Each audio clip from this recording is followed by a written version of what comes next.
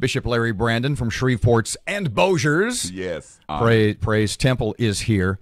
We had, was it last Tuesday morning, a week ago today, we had Dr. Lamar Gorey. Yes. From Caddo Parish School Superintendent. We had Dr. Cade Brumley from DeSoto. Yes. And Mr. Scott Smith from over Bossier Way. And they were all three in this room, and we talked education and a variety of related topics. And we had two of the things that Dr. Cade and Dr. Lamar had previously said. And this is how I'm setting it up for you to talk about your home for boys. Sure. Dr. Cade was talking about some of the kids they get in some of the less advantaged children who come into his system. And what he said about them was, he said, we get kids who are 5 or 6 who come into our system, who cannot count to 10, who do not know their colors, who do not have basic reasoning skills. Dr. Cade said when he was here, he had said that previous, but what he said to us, he said, we have kids coming into preschool who literally do not know their name. Yes. Dr. Lamar said, he said, so many of my students, I'm paraphrasing, but it's basically what he said. He said, so many of our students in Caddo are hostages of their poverty. Yes. And we are the best thing that happens to them, i.e. the school system. And Aaron, in talking, what do we do? How do we help? What's the solution? And I said, you know, you can only throw so much money at things. We already right now spend more money on education than any nation in the world. And here's what we get. It is so much more sociological. Absolutely. And she throws up her hand and says, what do we do? And then I look down the table at Bishop Larry Brandon and I say, well, there's a man who's doing something. Tell us about your home for boys, the state, the status. We'll start off with sort of your mission statement and your purpose. Well, of course, thank you for asking, and it's important to be the answer. There's a lot of people can present problems. We can present problems all day long, but what are the solutions? And we have to be the answer. I'm sickened of meetings, having meetings after meetings without action, and it happens all over our city, our parish, our state, our nation, meeting about this and disagreeing, but never doing anything. So we decided to do something, and so the L.L. Brandon III Transitional Home for Boys, named after my late son, is open.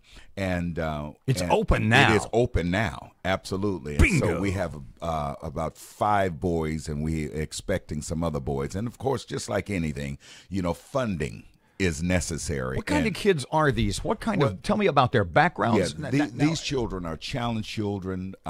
Some of them are homeless, and some of them are challenged, have been in the system. So we're the step, if you would, the step between juvenile detention and homelessness. What do you teach them there? Other than, I know the number one thing for you is well, numbers 1 and 1A. Yes. Discipline. Yes. Value of education. Yes. Discipline, value. First of all, respect is so important.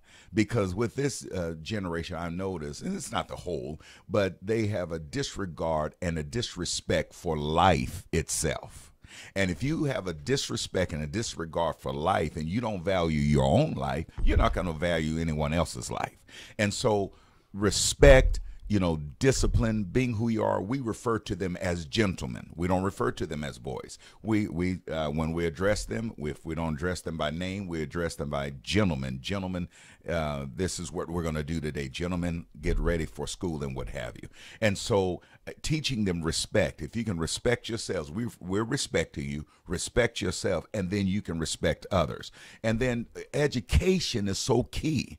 You know, with the discipline, you have to be disciplined in education, wanting to learn, loving to learn. So we're creating an environment where they want to learn and love to learn. And some of these kids have acted out, and they've come to us, they've had these records and what have you. And once they come to us, their behavior has changed. So providing them a loving atmosphere, but yet with discipline, and to remind them to respect themselves. Instilling a spark of possibility where before none existed. Absolutely. Well, there's one young man, or the first young man that arrived in particular.